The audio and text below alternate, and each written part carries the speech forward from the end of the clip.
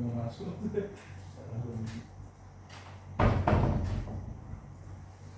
Maaf ya, telat.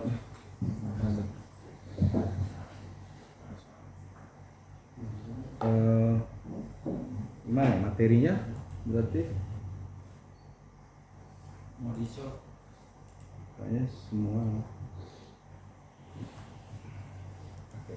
digeser aja mas laptopnya. Hah? Enggak, ini dicoba.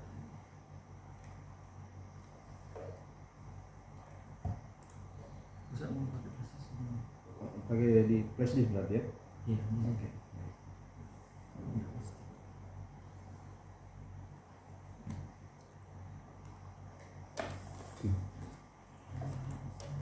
Itu kalau pakai punya saya gimana?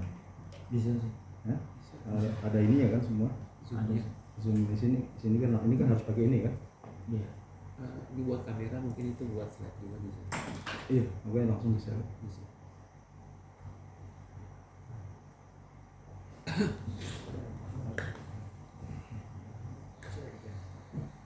Internet sekali. Mana nih? Pas sekali. Ini.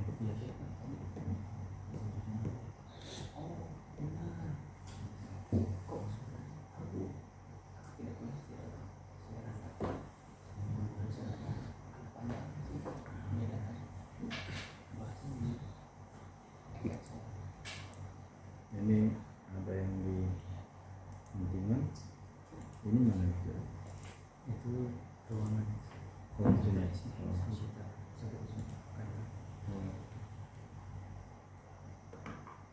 Oh, yang teman-teman ini? Kalau yang ini? Itu Faisal Hiban di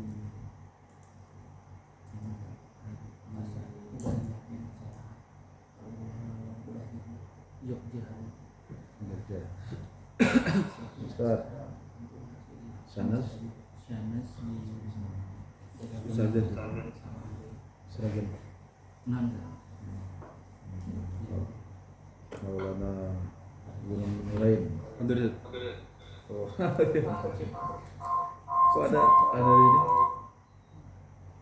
Chandra. Hadir. Oh, ada antum ada tapi Slide-nya. Slide. Biar mudah. oh gitu ya. Ya, biasanya di screenshot gitu. Baik. Oh, ini belum. Minta slide-nya aja. Bisa.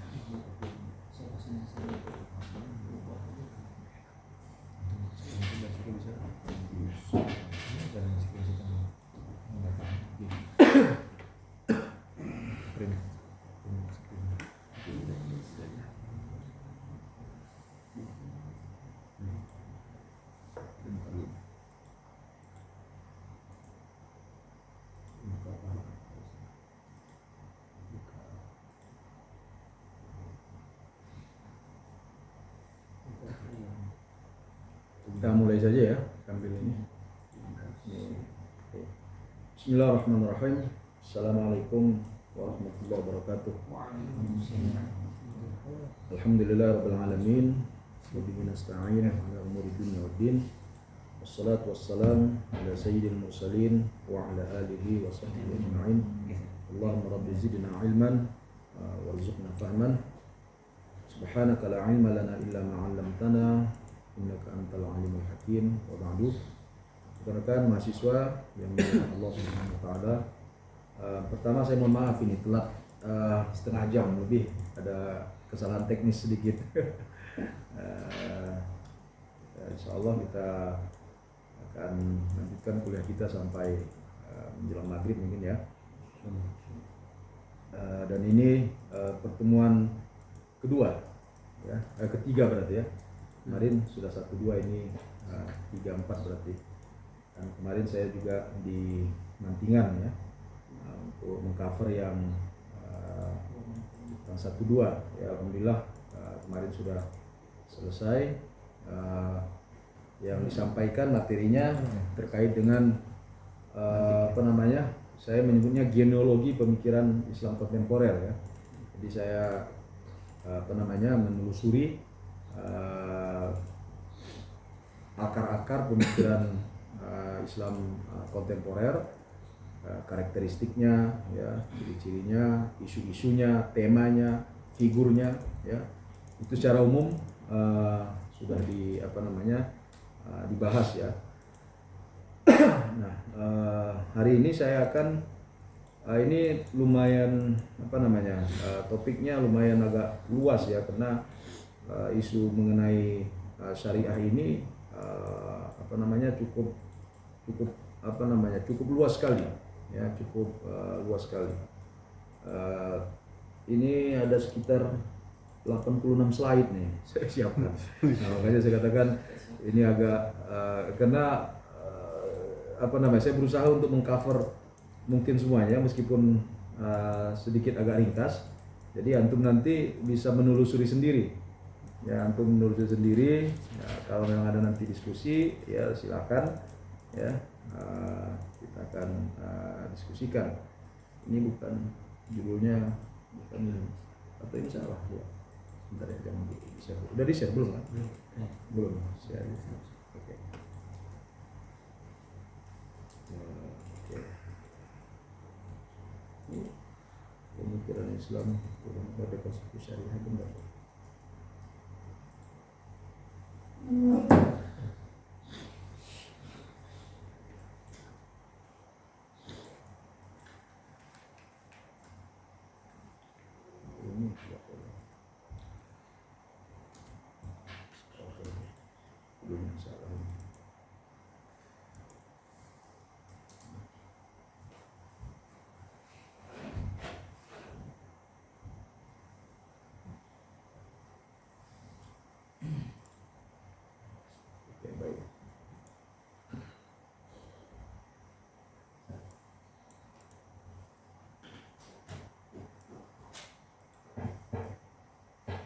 Oke, ya.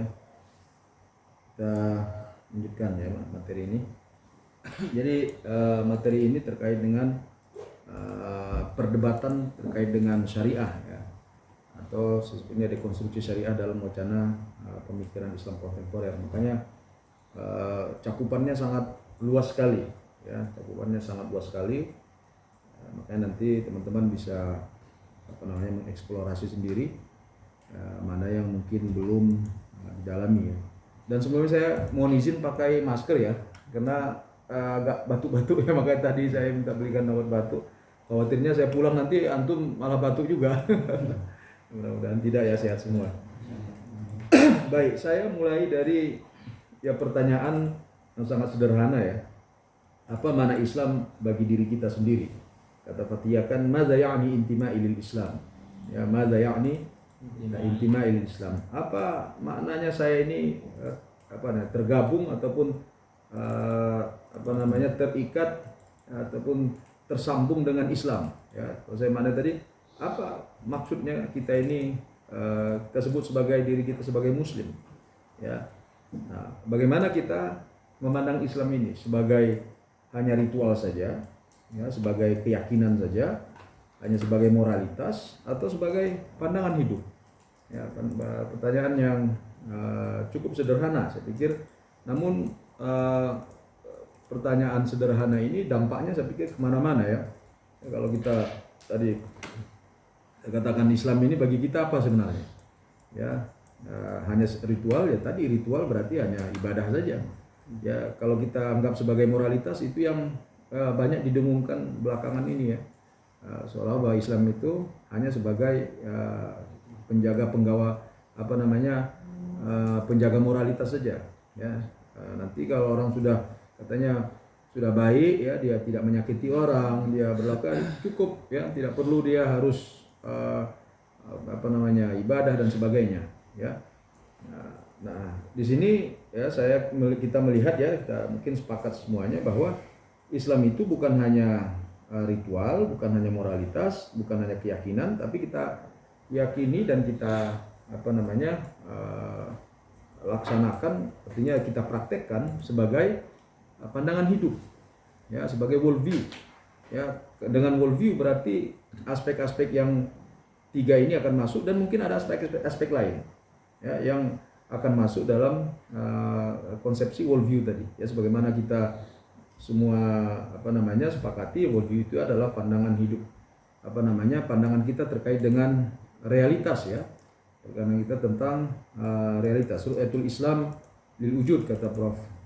Latas, yaitu pandangan Islam tentang apa itu realitas. Nah, realitas ini ya bisa mencakup tadi masalah ritual, masalah moralitas ya, masalah ilmu, masalah manusia dan seterusnya ya, masalah alam. Nah, saya mengutip apa yang disampaikan oleh Al-Faruqi dalam tulisannya. Dia mengatakan bahwa tauhid itulah pandangan general overview of reality and truth.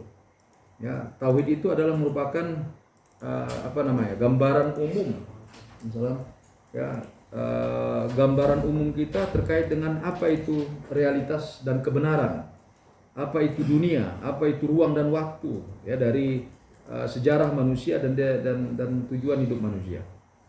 Jadi tauhid ini yang akan memberikan kita gambaran terkait dengan apa saja ya. Nah, rekan-rekan sekalian, tadi judulnya sebelum tadi saya lupa menyampaikannya, judulnya ini dekonstruksi syariah, tapi saya ingin membuat frame dulu ya, saya frame dulu diskusi ini baru nanti masuk ke bagian syariahnya ya. Maksud saya syariah ini kan hanya bagian dari pandangan kita secara umum ya, terkait dengan tadi Islam sebagai worldview, dan syariah ini termasuk bagian unsur yang membentuk worldview kita tadi. Karena kalau yang selalu ya mungkin katakan dengan keliru ya di kalangan mungkin para kelompok liberal dan sekuler itu, karena syariah ini seolah-olah terpisah dari konsep-konsep yang lain ya, sehingga syariah hanya dianggap sebagai bagian independen ya dari Islam ya, dan tidak ada hubungannya dengan konsep-konsep yang lain. Makanya saya ingin memframe dulu ya, di frame dulu. Nah, nanti di mana sebenarnya letak syariah ini? Nah, baru nanti kita akan mendiskusikan terkait dengan isu yang yang banyak diangkat oleh para cendekiawan ataupun sarjana muslim pada saat ini. Nah, jadi tauhid ya, kembali lagi pada isu worldview tadi. Jadi tauhid ini adalah merupakan gambaran umum kita tentang apa itu realitas, apa itu kebenaran, tentang dunia, tentang ruang dan waktu, dari sejarah manusia dan juga destininya manusia. Jadi tadi katakan kalau kita meminjam definisi Prof. Latas ya, worldview Islam itu adalah pandangan Islam tentang realitas. Nah, ketika kita bicara tentang pandangan Islam tentang realitas, maka realitas yang paling tinggi itu adalah apa? Adalah Tuhan. Ya, ini the supreme principle of true reality is focused on knowledge of the nature of God as revealed in the Quran. Ya, jadi kalau tadi disebutkan bahwa tauhid ya, ataupun ya, kalau tadi disampaikan bahwa pandangan hidup itu adalah pandangan kita tentang realitas, kata Prof. Atas, dan Faruqi mengatakan tauhid itu merupakan gambaran umum tentang apa itu realitas dan kebenaran. Nah, sekarang realitas yang paling tinggi, nah itu kira-kira yang supreme principle of true reality. Nah, gitu. Jadi ada prinsip yang tertinggi dari realitas kebenaran itu adalah Tuhan. Ya, karena kalau kita bahasakan ya, realitas yang ada ini kan hanya majazi. Ya, kita kan sebenarnya kan tidak real sebagaimana orang. Kita ini hanya, kalau bahasa orang mutasawuf itu, kita ini kan hanya seperti yang wayang, seperti wayang. Ya, seperti wayang. Kita hanya bayangan saja. Ya. Nah, realitas yang sesungguhnya adalah Allah Subhanahu wa taala. Nah, kenapa disebut realitas yang sesungguhnya? Karena tanpa Allah maka tidak ada makna realitas yang ada ini. Ya, realitas yang ada ini hanya superficial. Ya, kita nisbahkan kepada kita ada wujud, itu hanya sebagai majazi saja. Ya, makanya ada yang menyebut ya, terkait dengan wahdatul wujud, the unity of existence, ya, tidak kita maknai seperti sampaikan sebelumnya ya, terkait dengan pantheism ya. Ya, maksudnya bukan Tuhan masuk ke ke makhluk ini. Ya, sehingga sebutkan seolah Tuhan menyatu dengan diri kita atau Tuhan menyatu dengan alam, bukan begitu. Ya, wahdatul wujud yang dimaknai, tapi yang dimaksud adalah bahwa ketika kita melihat semua realitas yang ada di sekitar kita, kita melihat Allah Subhanahu wa taala. Ya, melihat tentu saja bukan zatnya, ya. Kita melihat apa? Ya, kebesarannya, keagungannya, ya. Maka disebut tadi bahwa semua wujud ini adalah wujud yang menyatu, ya. Maka kita tidak terpisah dari alam, alam tidak terpisah dari hewan, hewan begitu juga kosmos yang ada keseluruhannya ini. Dan kita dianggap sebagai microcosm, ya, al-alam shaghir. Jadi diri kita ini merefleksikan alam yang besar ini, ya, alam yang besar ini. Ya, kembali jadi supreme reality itu adalah Allah Subhanahu wa taala. Nah, kata Izutsu, kalau kita lihat maka world view Islam itu, ya, itu fokusnya pada Tuhan. Nah, the well-transform of the Quran is essentially theocentric. Ya, pandangan hidup Al-Quran, ya, itu pada intinya adalah theocentric. Pusatnya adalah pada Tuhan. Dan katanya kata Allah adalah kata yang paling banyak difokuskan dalam vocabulary Al-Quran, sehingga dengan demikian dia mempengaruhi seluruh sistem. Ya, seluruh sistem yang ada dalam dalam Quran tadi.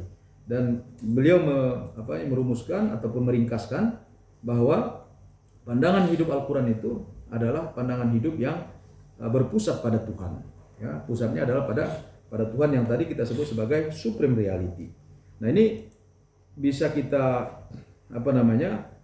kaitkan dengan firman Allah yang juga kita selalu ungkapkan, itu inna salati wa nusuki wa mahyaya wa mati lillahi rabbil alamin, karena seluruhnya itu adalah lillahi ta'ala. Ya, hidup kita, mati kita, ibadah kita, ya, semuanya lillahi ta'ala. Nah, maka fokus kita itu adalah pada Allah Subhanahu wa taala, yaitu pada konsep Tuhan tadi, ya.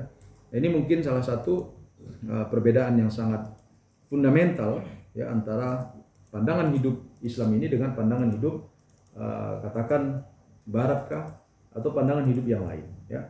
Di mana fokus kita itu adalah Allah Subhanahu wa taala. Nah, ini yang kemudian juga dikritik oleh Hasan Hanafi. Ya, katanya kenapa ilmu kalam ini fokusnya hanya pada Tuhan, katanya. Ya, bukan pada manusia. Ya. Padahal katanya Quran itu diturunkan adalah untuk manusia, bukan untuk Tuhan. Ya, alam semesta ini Nah, alam semesta alam semesta ini juga diciptakan untuk manusia, ya, bukan untuk Tuhan. Ya, tapi mereka lupa bahwa memang alam semesta ini semuanya diciptakan untuk manusia dan seterusnya, tapi dalam konteks apa? Dalam konteks tadi lillahi ta'ala, illa liya'budun, dalam konteks untuk pengabdian kita kepada Allah. Ya, untuk ibadah kita kepada Allah. Nah, kan kita lihat ada ketersambungan antara dari konsep bahwa pandangan hidup kita itu pusatnya pada Allah, ya, pada Tuhan tadi, sehingga hidup mati kita fokuskan pada Allah, dan tujuan hidup kita juga adalah untuk beribadah pada Allah, dan itu juga merupakan esensi kalau kita lihat dari seluruh ajaran Rasul. Ya, saya tidak tahu, ya, ini makanya mungkin teman-teman bisa membantu saya, ya, saya katakan kalau kita lihat ayat-ayat ini, ya, di mana para nabi, ya, para rasul ini menyeru kaumnya itu adalah untuk beribadah pada Allah. Ya, beribadah pada Allah, maksud saya di sini bukan beriman semata-mata, ya kan? Jadi ya qaumi abudullah, bukan ya qaumi aminu billah. Itu maksud saya. Ya, meskipun pasti ketika orang beribadah pada Allah, tidak mungkin dia kalau tidak beriman pada Allah. Ya, tapi kalau kita lihat keimanan itu bukan menjadi, kalau boleh saya katakan, bukan titik akhir daripada segalanya. Jadi misalnya kalau dia sudah beriman cukup, tidak berarti, kan? Karena titik akhirnya adalah ketika manusia itu beribadah pada Allah. Makanya para rasul tadi saya katakan ayat-ayat ini kalau kita lihat ya semuanya ya qala liqami ubudullah ubudullah ubudullah ubudullah. Ya. Seruannya itu adalah untuk menyembah Allah, bukan sekedar beriman pada Allah. Ya, maka tadi seruan ini sama dengan yang kalau kita hubungkan tadi tujuan dari penciptaan manusia. Tujuan penciptaan manusia adalah liya'budun. Nah, sehingga para rasul juga datang mengajak orang untuk merealisasikan ibadatullah. Ya, merealisasikan ibadatullah bukan dikatakan bukan hanya sekedar beriman pada Allah. Ya, bukan hanya sekedar percaya pada Allah, tapi menyembah Allah Subhanahu wa taala. Ya, menyembah Allah Subhanahu wa taala. Jadi kita lihat tadi saya ingin secara sedikit ya saya mencoba mensistematisasikannya tadi ya, bahwa worldview kita fokusnya pada Tuhan, pada Allah, tujuan hidup kita juga pada Allah, dan risalah para nabi itu juga mengajak orang beriman pada Allah. Dan makna agama kita itu juga adalah ketundukan. Islam itu artinya adalah ketundukan. Al-inqiyad, al-khudu', al-dhul. Ya, ketundukan. Semuanya adalah ketundukan, kepatuhan, merendahkan diri di hadapan Allah Subhanahu wa taala. Nah, itulah makna Islam. Baik secara lughatan maupun secara istilahan. Ya, kalau lughatan tadi inqiyad, jadi kalau kita menyerah kepada siapapun bisa kita sebut dengan makna dia aslama. Makanya istilah aslama bukan hanya diidhofahkan kepada manusia kan. Walahu aslama man fis samawati wal ardh. Semuanya aslama sebenarnya. Ya, baik ada yang aslamanya ta'an atau karhan. Bagaimana dengan orang kafir dan sebagainya? Apakah mereka aslama? Aslama. Tapi aslamanya karhan. Maksudnya apa? Mereka tidak mungkin bisa menyalahi qawaninut tabi'iyah. Ya, qawanin kehidupan sunnah kauniyah ini. Tidak mungkin mereka bisa menyalahinya, ya, menentangnya. Ya, mereka sepakat atau tidak, mereka mau atau tidak, ya, mereka akan tunduk pada Allah. Ya. Jadi ketundukan pada Allah tadi, ya, atau tujuan penciptaan kita beribadah pada Allah, ya. Kemudian Islam itu, ya, Islam, ya, secara bahasa tadi juga maknanya adalah ketundukan pada Allah Subhanahu wa taala, dan makna din juga sama. Ya, makna din ini saya ambil dari Al-Asfahani ya, Mu'jam Mufradat Al-Fazul Quran. Nanti antum bisa lihat, wad-dinu yuqalu lahu lit-ta'ah. Din itu disebutkan, dikatakan untuk ketaatan. Juga untuk jaza, pembalasan. Wastu'aira lisyari'ah.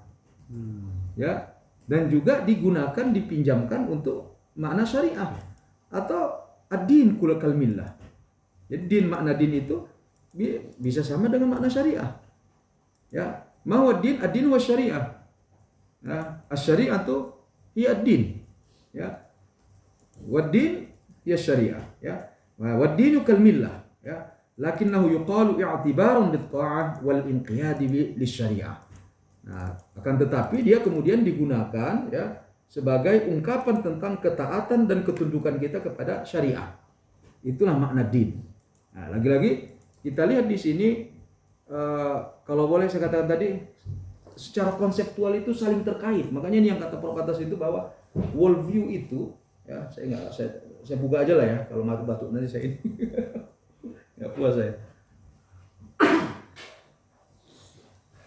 Jadi tadi kita sebutkan tadi ya,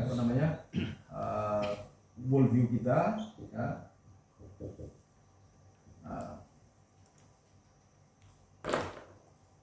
Berpusat pada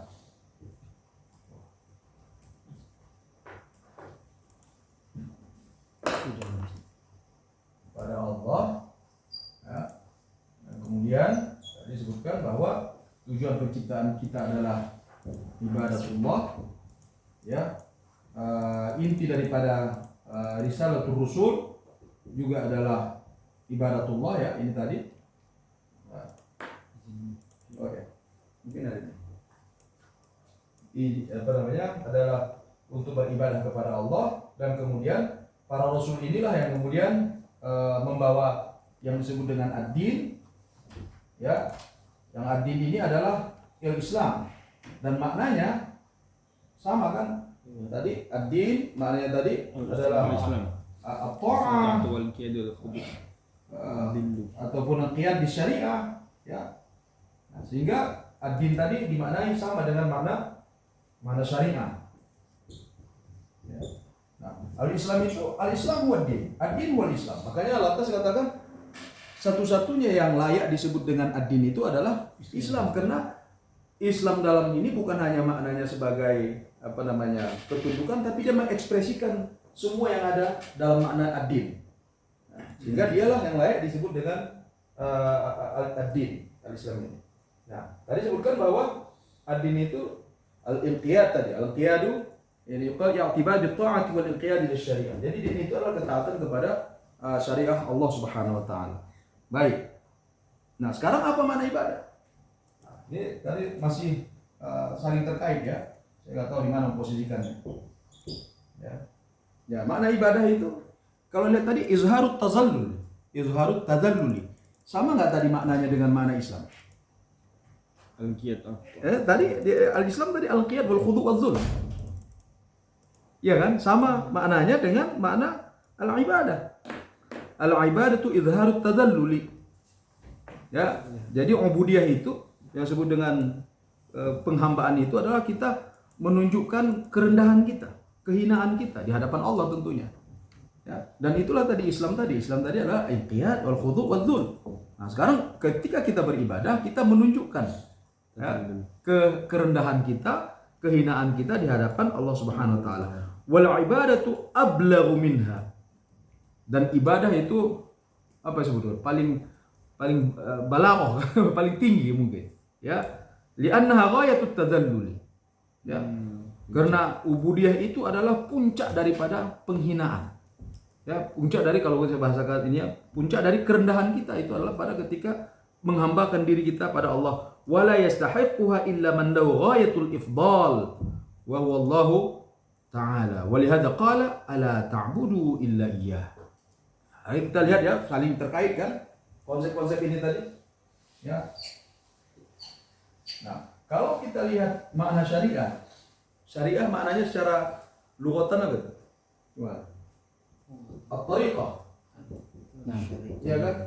Terutama at-tariqah yang mengantarkan pada al-ma. Ya kan, katanya jalan yang besar. Makanya beda ada at-tariq dengan, makanya sebut kita asy-syari' misalnya. Asy-syari' itu biasanya jalan gede, jalan besar ya. Nah, biasanya sebutkan jalan besar yang mengantarkan kepada sumber air, yang airnya tidak pernah putus. Nah, sumber air yang airnya tidak pernah putus. Nah, kenapa istilah itu kemudian digunakan syariah?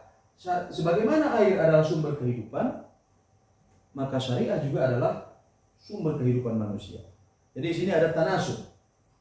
Apa namanya? Munasabah antara makna lughawi dengan makna istilahi. Sama dengan tadi makna ad-din lughatan dengan makna ad-din istilahan, makna Islam lughatan dan seterusnya. Ya. Jadi ini tadi kalau kita ya kaitkan tadi syariah, ada din, al-Islam, kemudian tadi ibadah. Ya tadi makna ibadah itu adalah perendahan diri. Saya mengutip apa yang disebutkan Prof. Alatas di sini, ya, bahwa inti yang pokok dari agama yang benar itu bukan keyakinan. Is not belief, but rather fundamentally the submission. Ya. Jadi apa namanya? Agama ini katanya intinya itu bukan sekedar percaya, ya, bukan sekedar percaya pada Tuhan. Kalau untuk membaca bukunya ada di Prolegomena dan juga kalau saya tidak salah di Islamic Scholarism, dia bahkan mencontohkan terkait dengan iblis. Ya, katanya iblis itu dia percaya, tapi dia tidak melakukan submission. Ya kan? Dia percaya dengan Allah. Dia bahkan katanya khalaqtani min narin wa khalaqtahu min tin. Dia percaya kalau dia diciptakan. Ya. Tapi dia kata ana khairu min. Berarti dia kan dari konsep, kalau ada istilah tadi konsep tauhid rububiyah, dia juga bertauhid rububiyah berarti. Ya, dia kena percaya dia sama Tuhan. Ya. Tapi kan tidak hanya sampai di situ, tauhid ubudiyahnya dia tidak ada. yaitu ketika diperintahkan ya sujud kepada kepada Adam, ya dia menolak. Nah, perintah sujud ini ya, kalau boleh saya maknainya perintah syariah. Ya, perintah kira-kira kamu ya benar kamu percaya dengan saya, kira-kira gitu ya. Anda benar nggak? Kalau benar percaya, nah kamu diperintahkan untuk melakukan ini. Makanya iman itu dalam bahasanya ulama Ahlussunnah bukan hanya iqrarun bil lisan, tasdiqun bil qalbi, tapi al-amal bil arkan. Jadi al-amal bil jawarih. Ya, dibuktikan dengan jawarih kita. Ya, jadi tidak cukup hanya. Maka saya katakan sekarang ini banyak orang mengatakan bahwa para radikalis ini adalah neo khawarij. Nah, dan orang liberal ini saya katakan adalah neo murji'ah. Ya, karena murji'ah itu kan katanya ketaatan dan kemaksiatan tidak mempengaruhi keimanan. Ya kan betul kan? La yadur ma'aliman maksiatan. Mereka mengatakan, Anda mau maksiat terserah, penting Anda baik, percaya betul terserah. Kan begitu kata mereka. Ya. Nah, itu ketika orang selalu bicara neo khawarij, tapi orang lupa kalau muncul juga neo murji'ah. Dan orang sekuler liberal ini mewakili ini saya katakan. Nah, ini saya katakan terma ini harus kita angkat. Supaya ya, makanya ini selalu orang menolak ini neo khawarij. Iya, tapi ya, Anda juga neo murji'ah karena sikap Anda sama dengan murji'ah dulu. Kalau coba Anda baca nanti ya bab dengan murji'ah, bagi mereka kan bahkan kalau seseorang itu sudah mengaku iman, kalaupun dia menyembah ausan, katanya tidak akan mempengaruhi keimanannya. Ya, tidak akan pengaruh, itu sampai ekstrimnya seperti itu. Ya. Nah, makanya yang wasatiyah ini bukan Islam Nusantara ya. Yang wasatiyah ini adalah ketika tiga-tiga tadi terhimpun. Ya, iqrarun bil lisan, amalun bil arkan, tasdiqun bil qalbi, kemudian dimanifestasikan dalam perbuatan. Nah, perbuatan itu adalah syariah. Nah, makanya saya juga mengatakan begini. Ya, ini kita mencoba membangun konsepnya ya. Pasti semuanya desain Allah.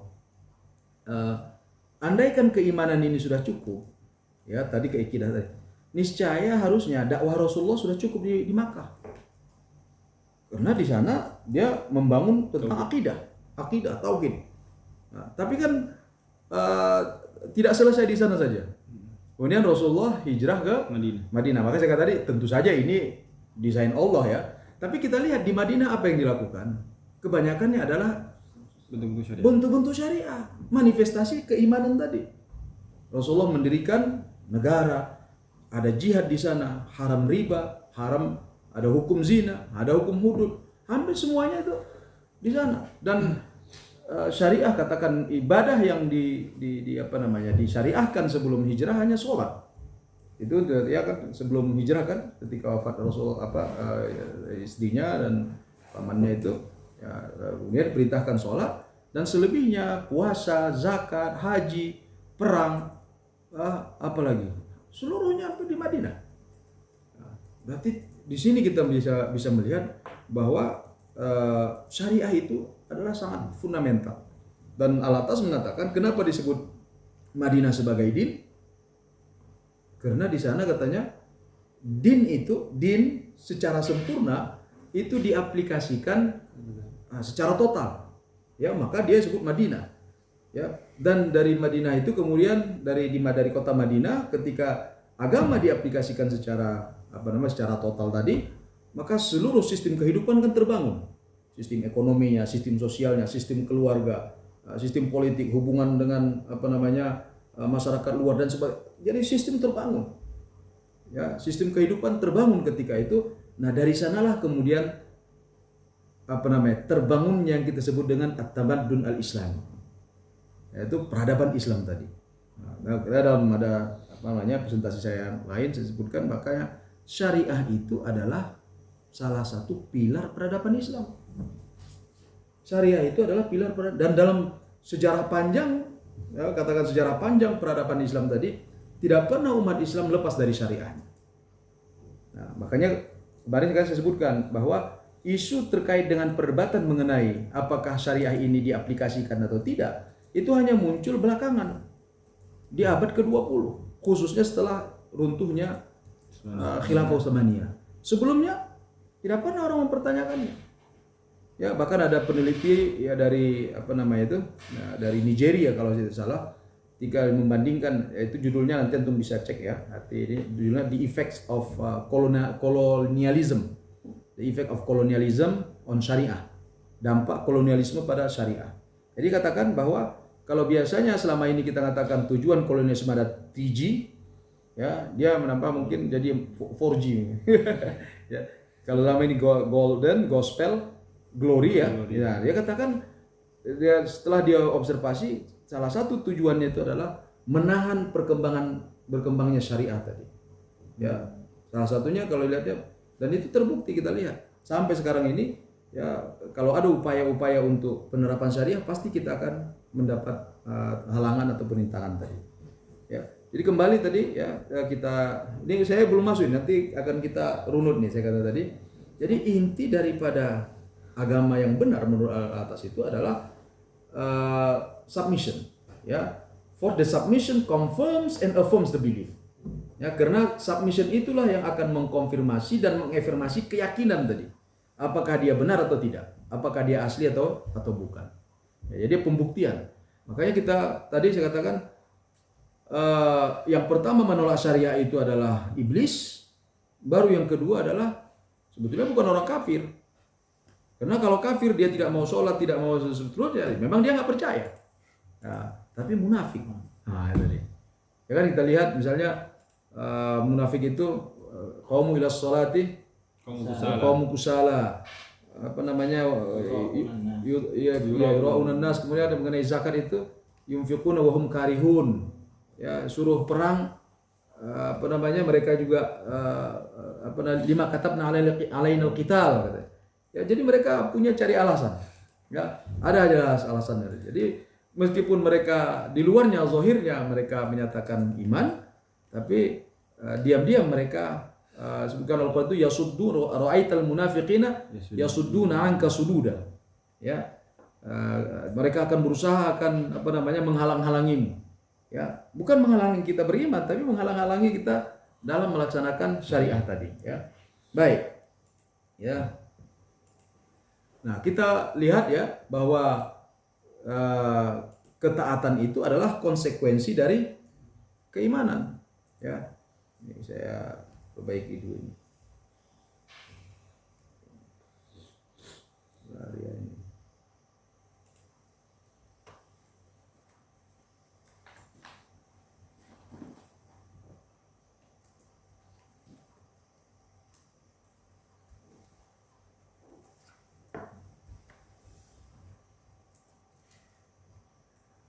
Kalau ada yang ingin berkomentar silakan aja ya.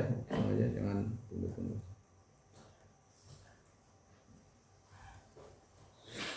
Oke. Nah, kita lihat ya ayat-ayat ini ya yang berkaitan dengan pelaksanaan pada perintah Allah itu, maka lil mu'minin wala mu'minatin idza qadallahu wa rasuluhu amran ayyakuna lahumul khiyaratu min amrihim. Ya. Seorang mukmin baik laki-laki atau perempuan, ya, kalau sudah diputuskan oleh Allah Subhanahu wa taala dan rasulnya, dia tidak punya pilihan lain. Ya. Inna makana qaulul mu'minin idza du'a ila Allah wa rasulihi yahkumu bainahum ay yaqulu sami'na wa ata'na. Ya ayyuhalladzina amanu istajibu lillahi walir rasuli idza da'akum lima yuhyikum. Afa ghairallahi abtaghi hakaman wa huwa alladzi anzala ilaikumul kitaba mufassala. Dan ayat ini menunjukkan bahwa ketaatan kita dalam melaksanakan perintah Allah dan Rasul itu adalah merupakan bentuk zahir ataupun konsekuensi penampakan perwujudan dari keimanan kita. Karena ya iman kan dia abstrak, tidak ada yang bisa melihatnya. Antum nggak bisa melihat saya beriman atau tidak, begitu juga antum. Ya, saya nggak bisa melihat. Nah, tapi ketika kita lihat kita sama-sama bareng-bareng ke masjid, pasti kita ya ini mukmin kita katakan. Karena itu dari sikap. Iya, sikap kita ya dan sebagainya.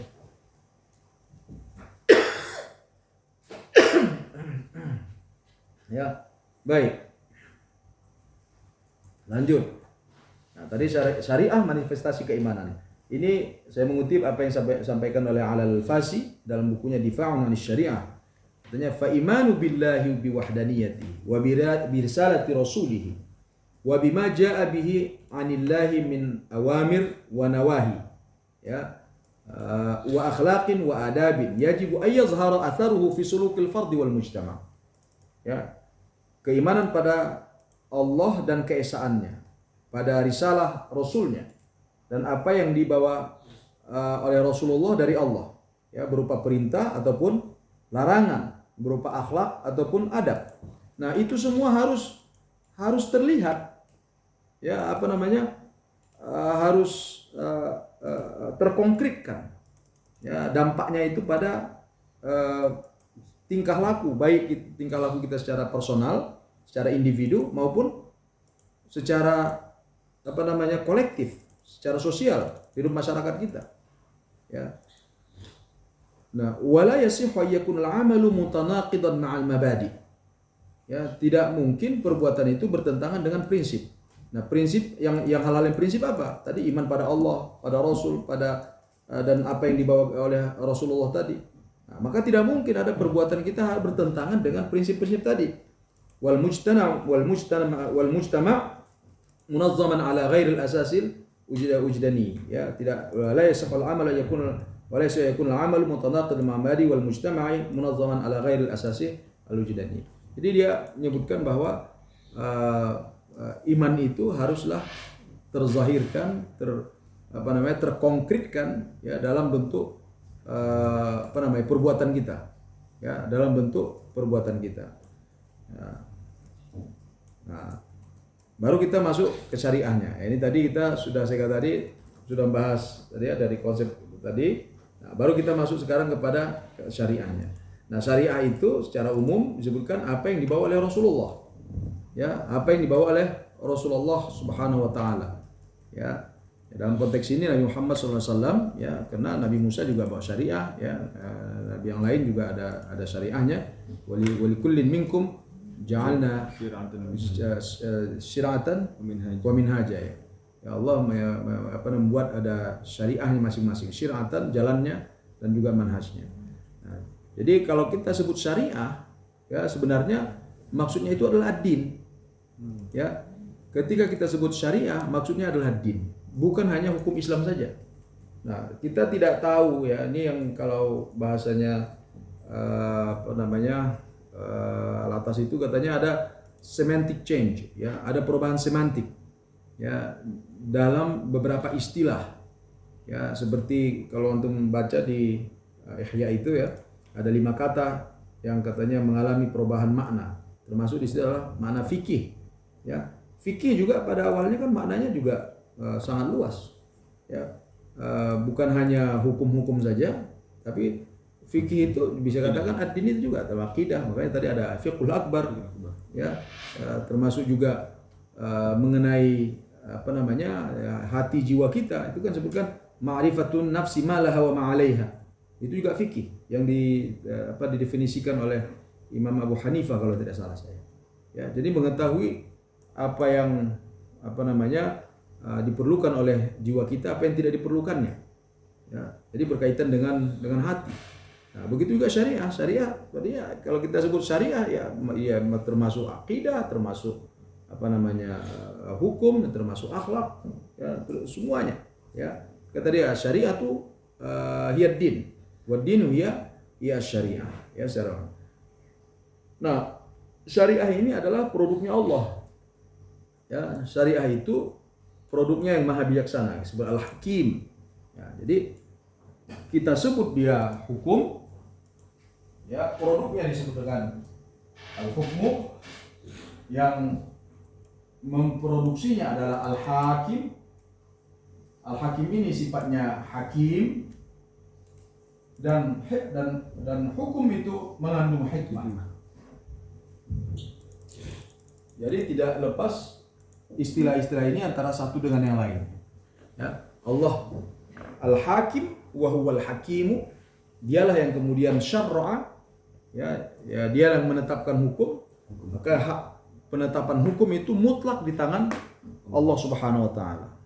Bahkan termasuk Nabi juga tidak punya hak prerogatif.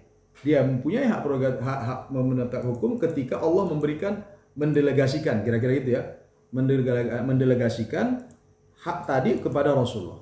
Ya, sehingga Allah mengatakan wa ma atakumur rasulu fakhudhuh. Nah, andai kan tidak ada ayat tersebut, mungkin ya tadi mungkin kita ataupun umat ini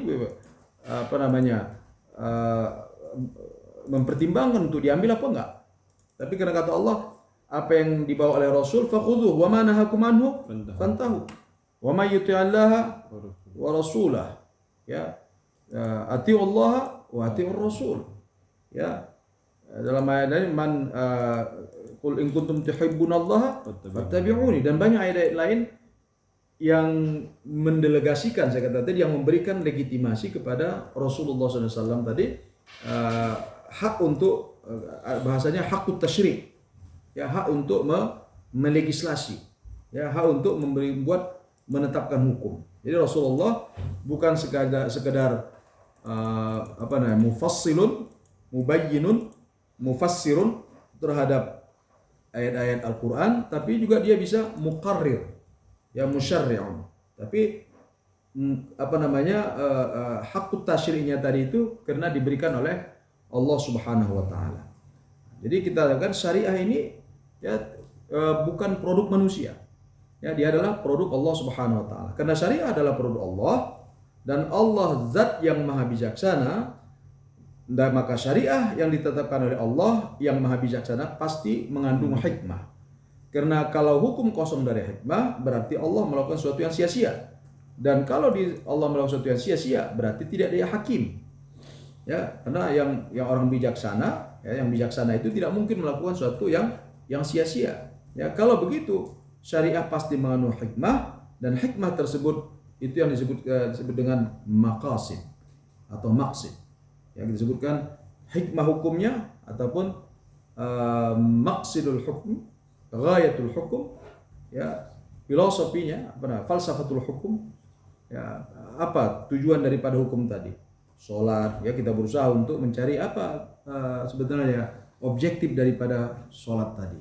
Puasa, zakat. Nah, ini nanti pembahasan terkait dengan maqasidus syariah, ya. Nanti terakhir kita akan bahas. Allah yang hakim ini kita temukan ya dalam banyak ayat, ya. Ketika Allah mengatakan tidak menciptakan langit dan bumi ini main-main, ya, tapi dengan sungguh-sungguh. Nah, kalau Allah menciptakan alam semesta ini saja dengan serius, ya, dengan sungguh-sungguh, maka hukum-hukumnya juga demikian. Ya, maka hukumnya juga demikian. Nah, hukum syariah Islam tadi atau hukum yang ditetapkan Allah tadi itu dia bersifat universal.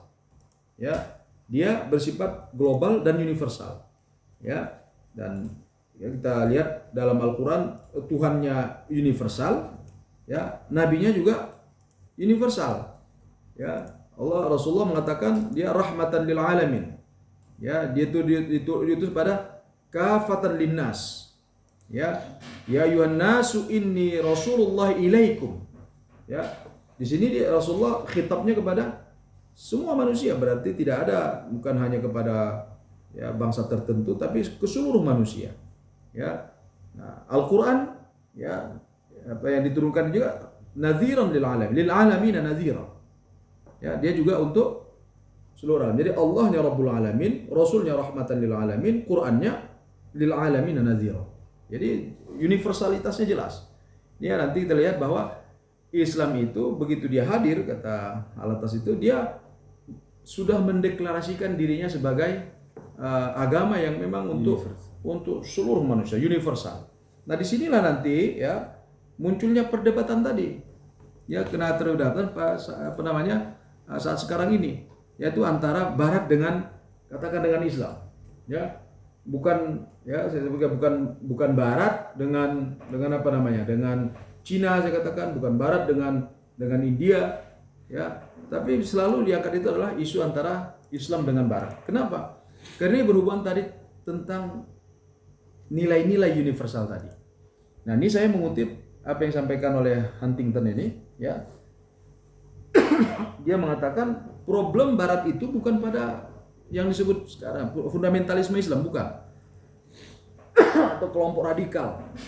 Ya, disebutkan. Tapi Islam itu sendiri, Islam yang penganutnya mengklaim dirinya sebagai sebagai penganut agama yang universal, nilai-nilainya universal. Nah, Barat juga nggak mau kalah. Karena Barat juga merasa bahwa dirinya adalah nilai-nilai universalnya. It is the West, a different civilization whose people are convinced of the universality of their culture. Ya, yaitu Barat yang masyarakatnya yakin tentang keuniversalan daripada budaya mereka. Ya, and believe that their superior power, and believe that their superior power imposes on them the obligation to extend the culture throughout the world. Ya, dan kemudian mereka percaya bahwa kekuatan mereka yang adidaya tadi itu mewajibkan mereka untuk supaya apa? Supaya menyebarkan budaya mereka ini ke seluruh dunia. Seolah-olah mereka punya misi. Jadi peradaban Barat ini merasa mereka punya misi untuk, kalau Kristen itu kan sebutnya untuk menyelamatkan domba-domba. Ya. Nah ini lagi-lagi saya mengutip Alatas itu, dia katakan ketika Islam muncul di tahun 600-an ya, tahun 500 Masehi ya, di abad ke-6. Nah, berarti kan ketika itu Kristen sudah eksis. Ya, sudah 600 tahun, bahkan mereka punya empire, ya, punya kerajaan. Ya, dan kerajaan mereka ini juga sudah katakanlah ketika itu mereka menjadi global power. Ya, menjadi global power. Nah, tiba-tiba muncul Islam.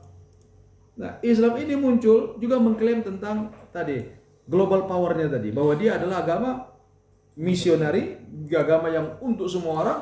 Nah, ini yang terusik tadi adalah Kristen. Yahudi tidak terusik. Ya, Yahudi tidak terusik, Hindu tidak terusik, apalagi Buddha yang sudah ada ketika itu, Zoroaster tidak terusik. Kenapa? Karena bagi mereka memang agama mereka memang khusus untuk kaum mereka. Hindu misalnya, makanya Hindu tidak berkembang kemana-mana. Ya, Buddha juga tidak berkembang. Kalaupun berkembang sekarang di sana sini, tidak mayoritas. Beda dengan Muslim. Ya, nah begitu juga tadi beda dengan Kristen. Ya, misalnya di beberapa bagian di negara Afrika banyak Kristen, berbagai bagian di negara Amerika Tengah ya, kayak Brazil, Argentina, Latin ya. Ya, jadi itu banyak orang Kristen. Ya, nah ini kemudian muncul Islam. Ya, yang tadi seolah menantang ataupun men-challenge ya tadi berhadapan dengan Islam tadi.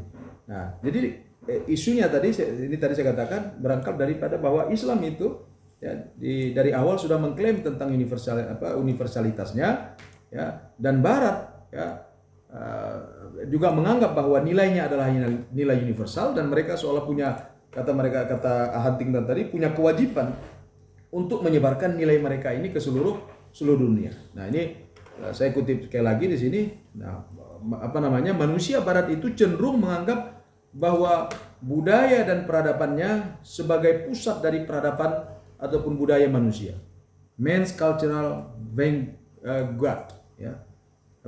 Pusat atau dari budaya manusia, dan pengalamannya ya sini sebutkan, and his own experience and consciousness as those representative of the most evolved of the species. Ya, pengalaman dan kesadaran mereka seolah-olah sebagai representatif daripada spesies dari dari yang paling berkembang dari spesies-spesies manusia ini. Artinya budaya dan peradaban mereka dianggap mereka adalah yang paling maju. Ya, budaya mereka dan peradaban mereka paling maju, paling berkembang dari jenis-jenis budaya yang ada. Nah, sehingga kalau ada masyarakat atau budaya atau peradaban yang ingin maju, maka mereka anggap mereka harus mengikuti jejak dan langkah mereka. And will come, kata sini, so that we are all in the process of lagging behind them. Sehingga kita dianggapnya adalah sedang dalam proses yang berada di belakang mereka, dan satu ketika kita akan bisa merealisasikan pengalaman yang sama, ya kesadaran yang sama pada waktunya. Nah, jadi kalau ingin maju, ya ingin seperti Barat tadi yang dianggap tadi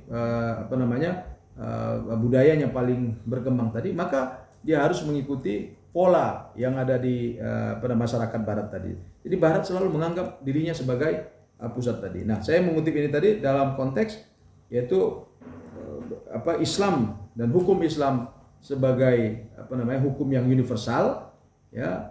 Nah, berhadap-hadapan dengan klaim Barat yang juga mengklaim bahwa yang mereka miliki juga universal, ya, yang mereka miliki juga universal. Nah, ini makanya Islam ini dianggap Barat sebagai apa? Sebagai tantangan kepada gaya hidupnya, ya, kepada cara hidupnya, kepada worldview-nya. Ya. Kenapa? Tadi karena hanya Islamlah satu-satunya, ya, agama yang tadi dia menunjukkan sikap, ya, dan pandangan hidup yang berbeda dengan Barat. Nah, yang lain bagaimana? Ya, mungkin pada awalnya, ya, mungkin Kristen, ya, kemarin juga saya sampaikan ini di teman-teman, ya, di kuliah Mantingan ini, Kristen, Yahudi dan sebagainya. Mungkin pada awalnya mereka melawan juga. Ya, artinya mereka juga tidak sepakat dengan sekularisasi, tidak sepakat dengan modernisasi dan sebagainya. Tapi mereka merasakan kalau mereka melakukan perlawanan terus-menerus, mereka akan hilang, mereka akan binasa, mereka akan tidak diikuti oleh masyarakat lagi. Maka akhirnya apa? Mereka kemudian mengikuti jejak-jejak proses sekularisasi itu, bahkan menyambutnya dengan karpet merah kalau saya kata tadi. Ya, kata para tokoh-tokohnya, kita harus menyambut ini katanya. Ya, kita harus menyambut secara realistik. Ya, kita harus menyambut sekularisasi ini secara realistik, karena kalau tidak, tadi kita akan sirna. Ya, kita akan hilang. Ya. Nah, akhirnya dalam proses itulah kemudian mereka ada istilah yang dikutip oleh Latas dalam bukunya itu, satu kata, ya, bahasa Itali, aggiornomento, kalau nggak salah itu, aggiornomento, itu to call for reform, yaitu bahasa Itali yang digunakan oleh Paus ke-23 kalau saya tidak salah itu, ya, untuk menyuruh orang Kristen untuk melakukan reformasi, untuk melakukan pembaharuan, termasuk melakukan radical changes in the interpretation of the gospel and in the nature of God. Ya. Jadi mereka seolah terpaksa harus melakukan perubahan radikal terhadap pemahaman mereka mengenai Injilnya, ya, mengenai kitab sucinya, termasuk mengenai konsep mereka tentang Tuhan. Ya, termasuk konsep mereka tentang Tuhan, ya. Jadi kembali kita di sini bahwa Islam ini dengan segala aturan-aturannya, ajaran-ajarannya, nah, inilah yang dianggap Barat sebagai tantangan kepada mereka. Nah, kita katakan hukum Islam ini universal atau syariah Islam ini universal, berarti apa yang ada di dalam Al-Quran ini dia sesuai dengan keuniversalan diri manusia juga. Ya, artinya meskipun diturunkan di masyarakat Arab, ya, ketika itu diturunkan pada bangsa Arab, bukan berarti bahwa hukum tersebut hanya berlaku kepada orang Arab saja, ya, tapi dia sesuai untuk siapa saja, untuk orang Eropa, untuk orang Afrika, orang Asia, ya, di belahan bumi saja, di belahan bumi mana saja, hukum Islam ini dia sesuai dengan fitrahnya manusia. Karena nilai yang dikandungnya bersifat universal, maka hukum Islam sesuai dengan fitrah manusia yang universal. Ya, jadi fitrah manusia ini sama semuanya. Ya, mau dari ujung timur ke barat, dari barat ke timur, utara ke selatan. Ya, kita lihat misalnya kebutuhan manusia semua sama. Kebutuhan fisiknya, makan, minum, seks misalnya, semuanya sama sebetulnya. Ya. Kebetulan kemudian apa lagi? Sifat-sifat yang maknawi. Kita semua, siapa yang nggak senang kejujuran? Ya, siapa yang senang kebohongan? Tidak ada masyarakat. Itu hal-hal yang universal semua. Fitrah. Yang kezaliman tidak ada yang suka dengan kezaliman. Semua senang pada keadilan. Nah, syariah Islam itu datang dengan itu semua. Ya, syariah Islam itu datang dengan itu semua. Apa yang diinginkan oleh manusia ada pada syariah tadi. Dan hukum-hukum syariah tadi adalah merealisasikan fitrah manusia. Ya, hukum-hukum Islam itu adalah untuk merealisasikan fitrah manusia tadi. Maka hukum mencuri, berzina, hukum terhadap lesbian dan gay, merampok, hukum waris dan lainnya adalah hukum-hukum yang merespon naluriah, ya, fitrah manusia. Jadi kalau ada orang sekarang berusaha untuk memberikan justifikasi atau pembenaran terhadap lesbianisme dan homoseksualitas, ya, ini adalah sebenarnya membuat manusia itu lari dari fitrahnya, membenarkan sesuatu yang bertentangan dengan fitrahnya. Ya, ini kemarin saya ada data yang ditunjukkan itu, katanya di Amerika itu ada sekitar 5 juta orang, ya, kalau kita lihat kemarin 4, sekian yang mengaku dirinya sebagai penganut LGBT. Tapi 39% dari jumlah itu mengalami mental illness, penyakit mental. Berarti kan ini menunjukkan bahwa itu mungkin yang terdeteksi, kita tidak tahu apa. Kalau kan kata mereka, tapi kan dari hanya 39%, 39% itu besar loh. Ya, kita nggak tahu yang lainnya. Mungkin mereka tidak mengekspresikannya. Karena tadi bertentangan dengan fitrahnya manusia. Ya, mungkin baik juga kalau kita buat survei, ya. Survei bagus juga tadi, kelompok-kelompok yang waria ini kita tanya mereka apakah mereka juga senang dengan ini, apa kendala. Itu bagus sekali kita lakukan. Ya, waktu saya tujuannya yaitu untuk mengcounter tadi. Ya, kita tidak hanya mengecam lesbian itu salah dan sebagainya. Nah, kita perlu mengetahui kenapa mereka jatuh ke sana. Mereka sendiri bagaimana perasaan mereka, ya, dengan sikap seperti itu. Apakah mereka nyaman atau tidak? Ya, perlu kita lakukan ini. Jadi hukum Islam tersebut bermaksud menegakkan keadilan dan nilai-nilai kemanusiaan Islam yang tidak memberatkan manusia. Ya, ini prinsip-prinsip syariat Islam, raful haraj, ya, raful darar, apalagi taisir, yusr, ya, yuridullahu bikumul yusra wa la yuridu bikumul usra, la darar wa la dirar. Pokoknya kalau yang memberatkan, nggak ada kan orang yang suka hal-hal yang memberatkan, tidak ada. Ya, makanya hukum Islam itu tidak ada yang memberatkan. Ya? Maksud syariah, ya, itu secara umum, ya. Syariah secara umum adalah dia buat sesuatu yang ringan, ya. Bukan berarti ringan dalam arti kalau ada yang berat, kalau begitu setiap yang berat kita tinggalkan. Puasa saya nggak sanggup, kalau itu saya tinggal. Ya, makanya namanya taklif. Ya, taklif itu kan juga membebankan kan. Tapi taklif fitaqatin nas, yaitu taklif dalam kemampuan manusia, bukan pokok-pokok. Itu bukan di luar kemampuan manusia. Makanya kalau ada hal-hal yang kelihatannya dapat memberatkan manusia di luar kemampuannya, maka akan muncul kaidah-kaidah lain, ya, sebagai jalan keluar. Idza dhaqa ittasa ad-daruratu tubihul mahdhurat, la darar wa la dirar, al-masyaqqatu tajlibu at-taysir. Banyak sekali kaidah-kaidah yang bisa kita gunakan, ya. Lain lagi kaidah umum yang bernama tadi maqasidus syariah. Ya, tujuan syariah tidak memberatkan. Kan kata Imam Ibnu Qayyim, ya, katanya kalau ada syariah yang keluar daripada prinsip rahmah, ya, kepada kekerasan, daripada prinsip keadilan kepada kezaliman, dari prinsip maslahah kepada kesia-siaan, itu bukan syariah, katanya. Meskipun ditakwilkan seperti apapun, pasti dia bukan syariah, katanya. Karena syariah itu, katanya, asy-syari'atu masalihu kulluha, asy-syari'atu hikmatun kulluha. Ya, asy-syari'atu adlun kulluha. Maka kalau ada yang keluar dari itu, katanya itu bukan syariah, meskipun ditakwilkan dengan beragam takwil. Ya. Nah, ini hal yang saya pikir perlu kita garis bawahi. Ya, jadi hukum Islam tidak memberatkan tadi. Ini prinsipnya. Dalil-dalilnya saya kata tadi banyak sekali. Ya, yuridullahu bikumul yusra wa la yuridu bikumul usra. Laisa 'alaikum fid dini min haraj. Ya. Yuridullahu yukhaffifa 'ankum wa khuliqal insanu dha'ifa faman ittara ghayra baghin wala 'adin fala itsma 'alaihi. Innallaha ya'muru bil 'adli wal ihsan, dan masih banyak lain ayat-ayat yang menegaskan tentang kemudahan hukum Islam ini. Nah, dasar hadisnya saya kata la darar wala dirar, yassiru wala tu'assiru, ya, basyiru wala tunaffiru. Ya, ma khayyara Rasulullah SAW baina amrayni illa apa itu sini enggak kelihatan. Illa bi akhdhi aisarihi ma lam yakun isman. Ya. Jadi ini dalil-dalil yang menunjukkan tentang kemudahan daripada syariah ini. Nah, itu yang disebut tadi maqasidus syariah.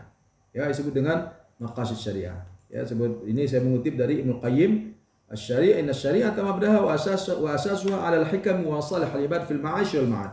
Wa ya'adlun kulluha, rahmatun kulluha, masalih kulluha, hikmatun kulluha. Fa kullu mas'alatin kharajat 'an al-'adl ila al-jawri wa 'an ar-rahmati ila ضدها wa 'an al-maslahati ila al-mafsadah wa 'an al-hikmati ila al-'abath. Falaysat min asy-syari'ati wa in udkhilat fiha bit-ta'wil." Ini sangat jelas dan tegas sekali bahwa para ulama kita menegaskan syariah itu dia adalah hikmah, dia adalah maslahah, ya, dia adalah rahmah, ya. Jadi tidak mungkin syariah ini dia akan memberatkan manusia, memudaratkan manusia, mencelakakan manusia atau apa saja pun, ya. Maka kalau ada yang mempertanyakan hukum-hukum Allah ini, nah perlu diuji. Ya, perlu kita uji, baik uji mentalitasnya orang tersebut ataupun kita uji apakah yang mereka tawarkan itu adalah suatu yang lebih baik daripada apa yang ditetapkan oleh Allah Subhanahu wa taala, ya. Al-Amidi ya, menyampaikan al-maqsudu min syara'il hukmi imma jalbu maslahatin aw dafu madarrah aw majmul al-amrayn, ya. Tujuan daripada disyariatkannya hukum, ya, kalau bukan untuk menghasilkan maslahah, ya, dia akan menolak kemudaratan, ya. Ibnu Taimiyah mengatakan hal yang sama, Asy-Syatibi juga mengatakan hal yang sama. Dan mungkin kita akan temukan ada Al-Qarafi, ada siapa lagi, Al-Aziz bin Abdussalam, ya, atau Al-Ghazali dan seterusnya. Ya, semua tokoh-tokoh ulama-ulama kita semua menegaskan bahwa tujuan syariah itu adalah untuk kemaslahatan. Tadi maka yang katakan yang disebut dengan maksud itu adalah al-maslahah. Ya, tujuannya adalah kemaslahatan, kebaikan, ya. Ya, ini juga ya tadi Ibnu Abdussalam, Al-Aziz bin Abdussalam dalam bukunya Qawaidul Ahkam mengatakan itu wasyari'atu kulluha imma tudra mafasid aw tajma masalih. Fa idza sami'ta Allah yaqul ya ayyuhalladzina amanu. Kalau engkau mendengar Allah mengatakan ya ayyuhalladzina fata'ammal wasiyatahu ba'da nidaihi.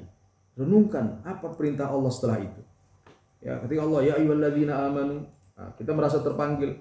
Ya misalnya kira-kira apa yang ingin diinginkan Allah dari perintah yang selanjutnya itu. Maka katanya kalau Anda renungkan fala tajidu illa khairan yahussuka alaihi aw syarran yuzjiruka anhu aw jam'an bainal hassi waz zajar. Jadi Anda renungkan. Nah, kalau Anda renungkan pasti Anda menemukan perintah itu mengajak Anda pada kebaikan, yang mendorong Anda pada kebaikan atau mewanti-wanti Anda dari kejahatan, keburukan, ya, atau dia ingin menggabungkan dua-duanya. Ya, intinya bahwa syariah itu adalah lil maslahah, ya. Nah, kalau tanya apa itu maslahah? Nah, tadi secara umum kan maslahah, darul mafasid, tadi sebutkan jalbul masalih. Nah, maslahah oleh Al-Ghazali dia rumuskan sebagai berikut. Ya, yahfaza alaihim dinahum, nafsahum, wa aqlahum, wa naslahum, wa malahum. Nah, fa kullu ma yatadammanu hifdha hadhihi al-usul al-khamsah fa hiya maslahah. Ya, jadi maslahah itu dimaksudkan adalah bisa menjaga agama, diri, akal, nasal, keturunan dan harta.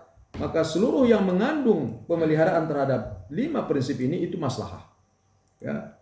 Nah, sekarang belakangan ya para ulama kita, tokoh-tokoh sekarang ini kemudian melebarkan apakah hanya 5 saja?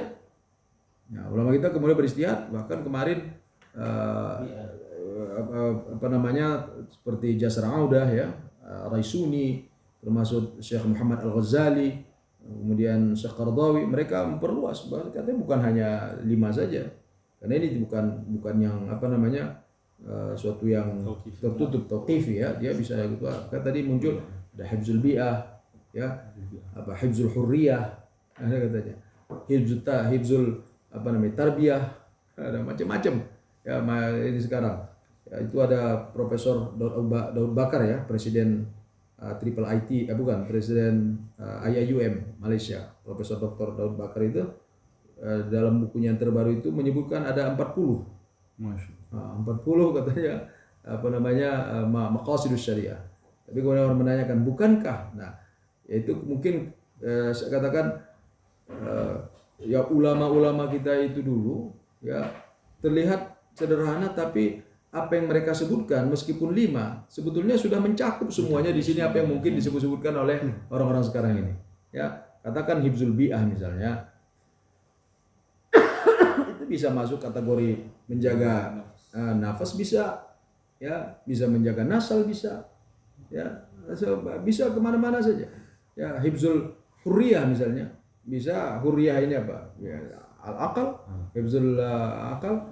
Ya, tapi ya, mungkin yang belakangan ini hanya mendetailkan saja, ya, membuat dia detail, merincikan, ya. Ya, tapi saya pikir tidak ada masalah. Ya, maksud saya ya, bisa diperluas, bisa dipersempit. Tapi yang 5 ini adalah hal yang sangat fundamental. Dan kalau kita lihat dari yang 5 ini, hanya satu yang ditujukan pada, kalau boleh saya katakan ditujukan pada Allah. Ya, hifzuddin tadi. Keempat-empatnya terkait dengan manusia. Ya, nafas, akal, nasal, mal itu berkaitan langsung dengan manusia. Ya, berkaitan langsung dengan manusia. Kadang-kadang kalau hifzuddin ini mungkin tadi berkaitan dengan Allah Subhanahu wa taala. Tapi dari 5 ini 4 itu adalah prioritasnya pada manusia. Kata Syatibi, "Ani bil masalih ma yarji'u ila qiyami hayatil insani wa tamami 'aishihi wa nailihi ma taqtadihi awsafu syahwaniyah wal aqliyah 'ala al-itlaq hatta yakuna mun'iman 'ala al-itlaq." Bukan al-izlaq ya, itlaq. Ya, maksudnya adalah masalah ini ya, kembalinya pada bisa tegaknya kehidupan manusia, sempurnanya kehidupan mereka, dan bisa menggapai atau mendapatkan apa yang menjadi tuntutan syahwat dan akalnya, ya, awsafil syahwaniyah dan aqliyah. Ya. Jadi syahwaniyah ini ya tadi bisa syahwatul mal, ya, bisa tadi syahwatul zawaj, ya, itu nasal tadi, ya, al-aqliyah, ya, tadi bisa berkaitan dengan pendidikan, ya, dan seterusnya, ya. Nah, ini tadi hifzuddin dan seterusnya, Baik, ya, saya memaparkan hal tersebut tadi. Nah, sekarang kita masuk pada bagian yang selanjutnya. Tadi yang menjadi tema pokok, ya, saya kata tadi dari pembahasan itu tadi dekonstruksi syariah. Ya. Nah, tapi saya sudah mendudukkan ya syariah ini dalam konteks framework keagamaan kita, di mana posisi syariah tadi. Bahwa syariah itu adalah bagian daripada keimanan. Syariah itu adalah merupakan rangkaian yang tidak bisa diputuskan dari keimanan kita pada Allah, dan itu kembalinya kepada kita. Nah, ini intinya. Jadi meskipun makanya ada tulisannya siapa itu ya? Sahabat Al-Buti, al-hurriyatu fi dhillil ubudiyah. Nah, jadi kemerdekaan tapi dalam naungan penghambaan. Jadi bagaimana mungkin, karena seolah-olah kan kontradiktif. Karena satu sisi adalah sebutkan merdeka, bebas, tapi satu sisi disebut ubudiyah, penghambaan. Nah, disinilah tadi esensi daripada kemerdekaan itu. Kemerdekaan itu adalah ketika kita bebas dari tekanan, dorongan apa saja kecuali Allah. Ya, misalnya tidak ada tuntutan syahwat kita, tuntutan dunia, tuntutan apa saja pun kecuali penghambaan kita kepada Allah. Ketika kita menghambakan diri kita pada Allah, berarti kan kita bebas dari tekanan apapun, dari paksaan apapun. Kita tidak menjadi hamba nafsu kita, tidak menjadi hamba diri kita. Makanya ketika Ar-Rumi itu siapa ditanya, apa yang kamu dapatkan ketika kamu beribadah, katanya. Ya, saya katanya, saya tidak mendapatkan apapun, katanya. Bahkan saya kehilangan, katanya. Loh, kalau begitu kenapa kamu beribadah, katanya. Ya, ketika saya beribadah, maka saya kehilangan kesombongan saya kehilangan dignity saya kehilangan keinginan saya adalah hamba Allah. Saya kehilangan itu semuanya. Ini bahasa luar biasa, sangat tinggi sekali.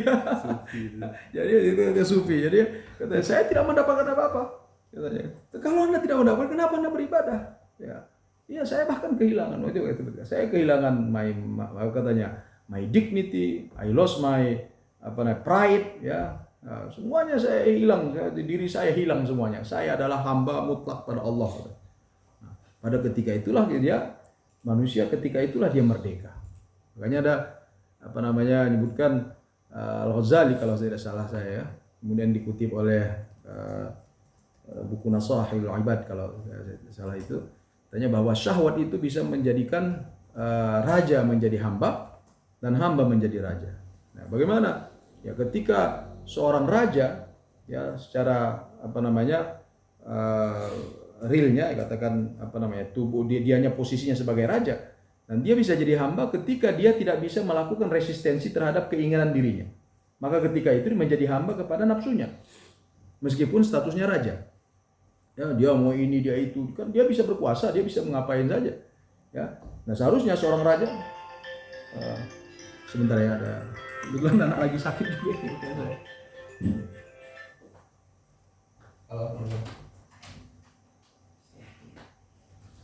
Sakit di mana? Di rumah. Rumah Jakarta.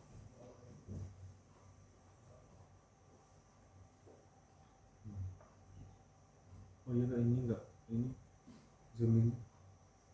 Itu panjang nggak boleh? Panjang nggak boleh?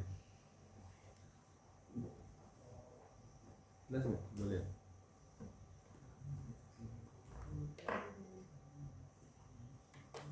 Pendek. Pakai zoom lagi kafe anak.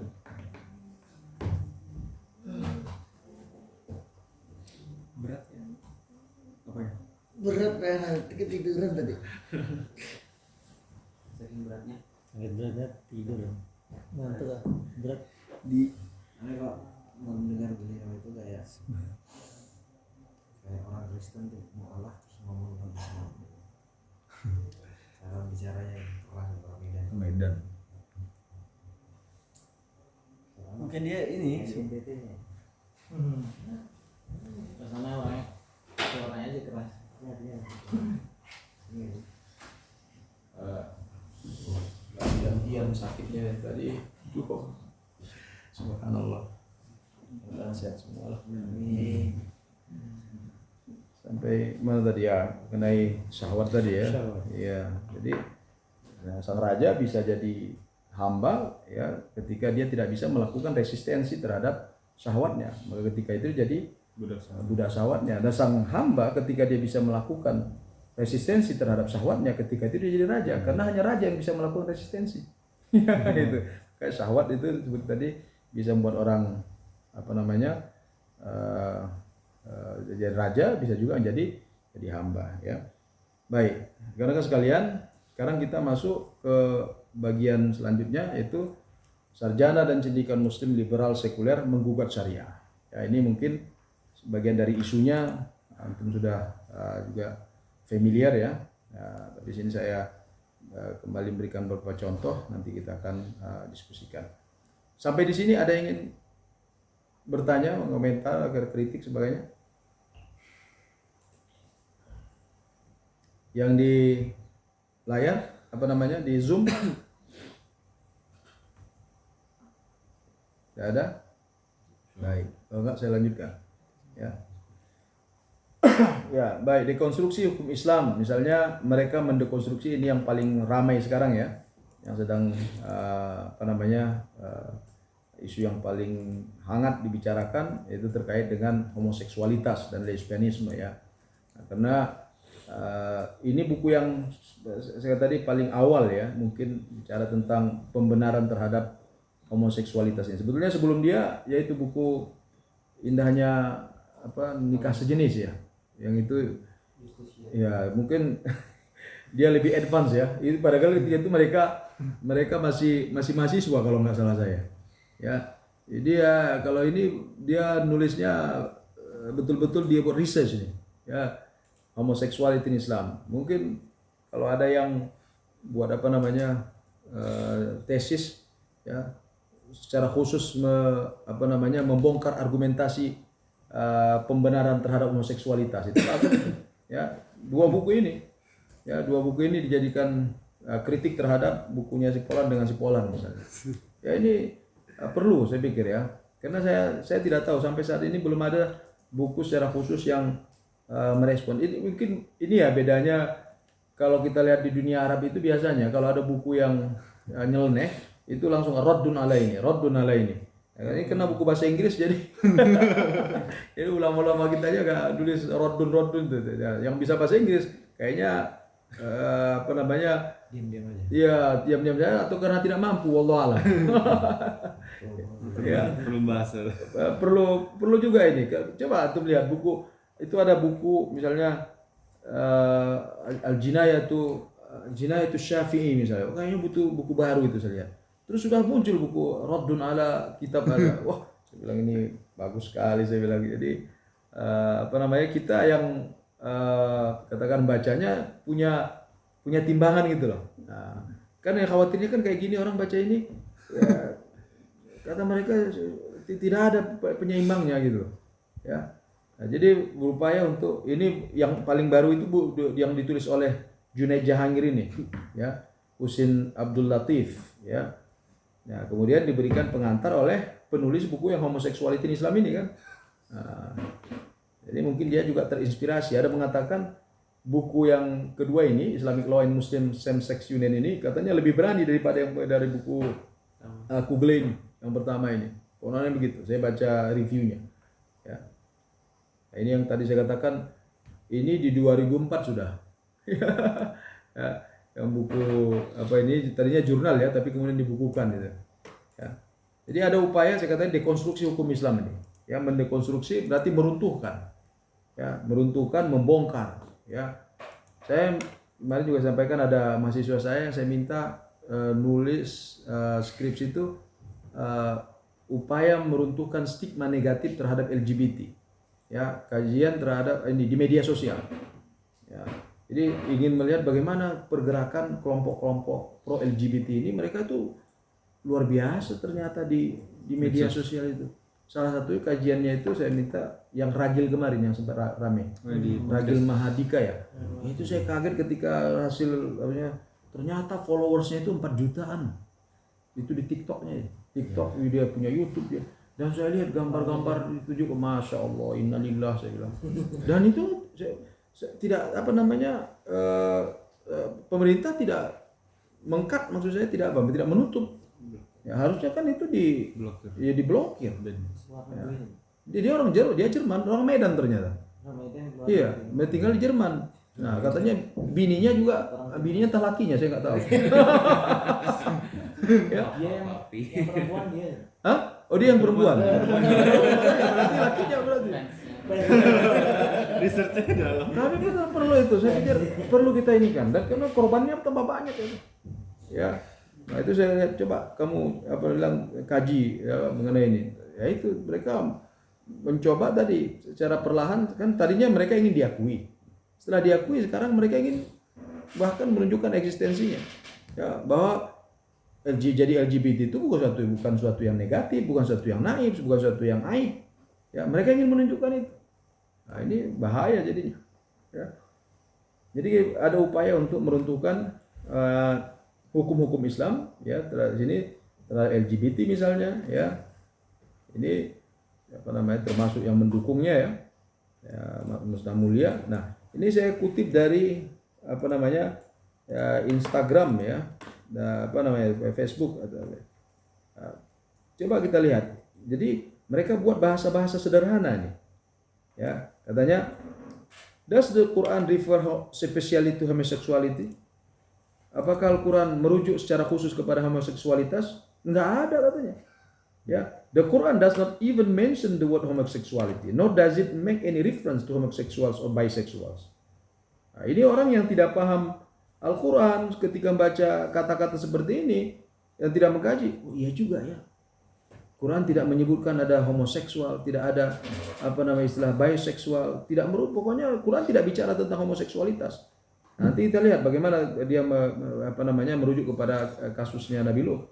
Kan hanya ke sana biasanya dirujuk kan. Nah, dia lihat bagaimana. In fact, scholars had to create a term for homosexuality in Arabic. Ya, if the Quran mentioned homosexuality by name, scholars would have simply used the term. Nah, ini kan logika sederhana nih. Al-Quran tidak menyebutkannya, bahkan para sarjana yang berbahasa Arab terpaksa menciptakan istilah homoseksual dalam bahasa Arab. Ya, kadang disebut as-suzul al-jinsiyah. Ya, as-suzul al-jinsiyah, kadang disebut al-liwatiyun. Ya, tapi artinya katanya para sarjana yang berbahasa Arab, ya, para sarjana terpaksa menciptakan istilah. Kalau sudah ada dalam Al-Quran, ya pasti tidak akan mereka ciptakan.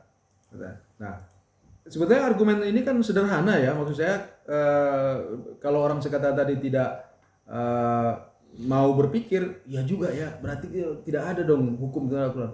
Maka kita akan sebutkan banyak sekali yang tidak disebutkan dalam Al-Quran. Apakah demikian kemudian yang tidak disebutkan itu menjadi apa? Menjadi halal atau menjadi haram? Ya, tidak ada apa namanya ini? Apa itu? Ini narkoba ini? Ya. Iya, kan banyak sabu, ya tidak ada sabu, tidak ada apa lagi? Ganja. Ya, ganja tidak ada. Kalau begitu, kan kita sederhana kan logikanya. Kalau begitu tidak haram dong. Ya, maka kalau kita gunakan usul fikih kan lebih apa namanya? Qiyasul aula. Dengan yang lawan jenis saja haram, apatah lagi sejenis? Maksudnya zina saja kan haram. Apalagi yang sama sejenis. Nah, kalau kita menggunakan itu harusnya apa namanya lebih make sense kan. Nah, makanya argumentasi seperti ini dia hanya to invoke apa namanya untuk menggugah orang-orang yang mungkin basicnya lemah. Ya masih lemah. Kalau orang iya juga ya nggak ada dalam bahasa Arab. Ya. Nah ini kadang-kadang juga mohon maaf saja saya katakan ini logika yang juga dipakai kadang-kadang teman-teman kita Salafi. Kan itu tidak ada dalam Al-Quran katanya, berarti haram ya. Bidah. Nah itu ya kan ini logika-logika sederhana belajarnya dari Salafi.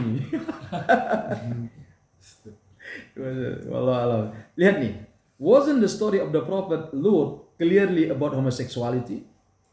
Ya, apakah benar kira-kira ya? Apakah sejarah tentang Nabi Lut itu jelas-jelas terkait dengan homoseksual? Ya, not exactly katanya. Ya, enggak persis bahwa cerita Nabi Lut itu berkenaan tentang homoseksualitas. The story of the prophet Lut, called Lot in English, can be read and understood in different ways. Ya, cerita ini bisa dipahami dengan cara yang lain. Nah, ini yang dilakukan oleh para liberal tadi. Ya, kata mereka, ya kalau untuk baca tadi yang itu apa namanya itu? Yang indahnya nikah sejenis itu katanya kenapa? Masalahnya adalah bukan tadi apa namanya homoseksualitas. Kata kenapa Nabi Lut kemudian meninggalkan kemudian marah? Nabi Lut itu marah karena anaknya nggak ada yang anak perempuannya nggak ada yang meliriknya katanya. Nah kan lain lagi ceritanya.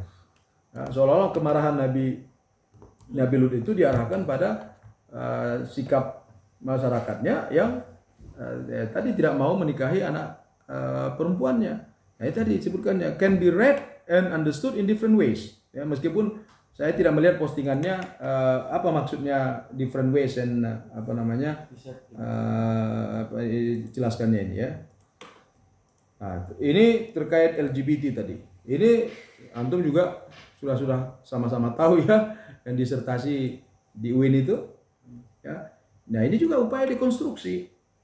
Ya, upaya dekonstruksi hukum yang sudah jelas-jelas haramnya, dan kalau kita membaca apa namanya judul apa namanya berita ini ya, disertasi hubungan intim tanpa nikah ya Dr. Win. Nah, sebenarnya katanya melawan kriminalisasi zina. Nah, sebetulnya bukan kriminalisasi, ya zinanya memang sudah kriminal. Kenapa? Ya, tidak perlu dikriminalisasi. Jadi dia ingin mengatakan bahwa zina itu tidak sebuah perbuatan kriminalitas. Dalam Islam zina itu termasuk jarimah. Maka hukumnya adalah hudud.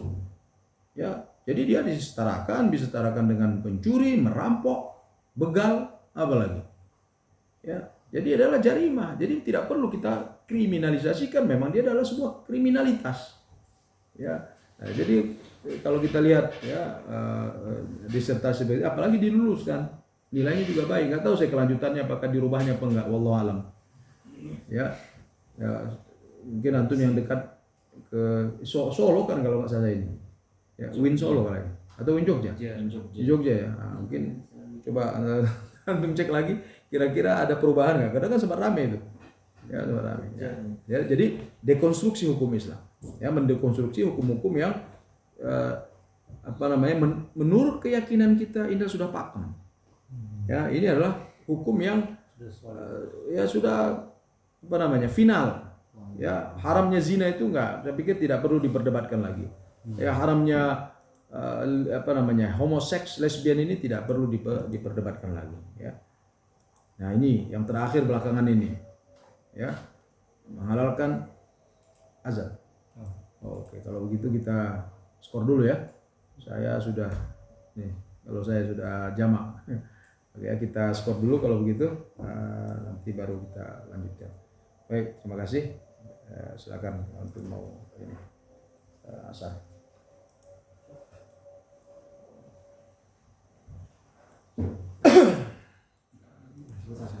Ya.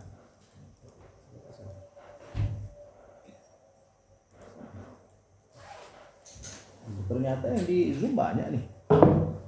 Ini di sini. Oh, di sini semua. Yang di kelas nih, yang di luar kelas itu cuma Faisal, Hiban sama Hisham. Oh. Sisanya orang sini. Terus sama satu lagi tuh Sanas. Komaten 15 menit lagi ya. Hah? Komaten 15 menit lagi. Bagaimana? Komaten 15 menit lagi. Kaifa? Komatnya masih 15 menit lagi. Oh, kemarin masih ada jaraknya ya. Oh, Mungkin 10 menit lagi bisa di. baik kalau begitu kita bisa sedikit lagi. Oke, ini tadi ya. Ya, ini ya. Nah, bahkan sekarang ini sudah masuk ke ranah hukum positif ya. Ya, mereka sedang melakukan judicial review. Ya. Jadi ada kayaknya mahasiswa dari Papua atau dari mana ya mengajukan judicial review supaya hukum ini karena hukum positifnya juga nggak boleh ya, bukan hanya hukum agama ya, itu harus supaya dihapuskan ya, pelarangan terhadap nikah beda agama ini. Dan ini tokohnya ini ya, Amanul Kholis ini, dan dia katanya sudah menikahkan ini kan ICRP ini yang di Jogja juga kan ya, di bawah naungan UGM kalau saya salah. Jakarta. Ini ya yang Di UGM itu game apa? CRCS kayaknya. Oh, beda lagi. CRPI Jakarta yang didirikan Gus Dur dan lain sebagainya. Oh, begitu. Saya kira tadinya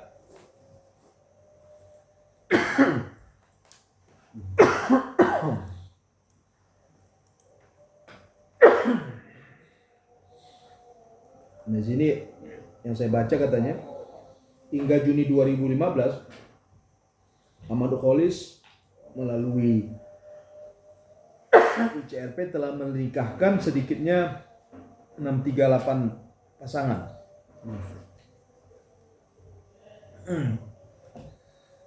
638 pasangan. Jadi secara tidak langsung yang katakan ada 638 manusia yang sekarang berzina.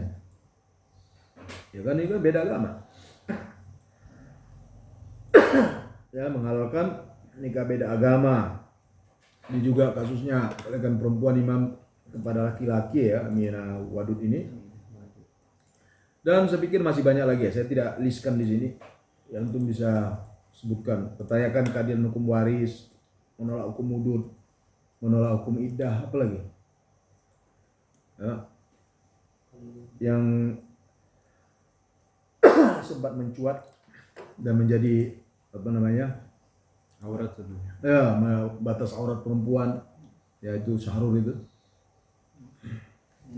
tentang wajibnya jilbab, ya.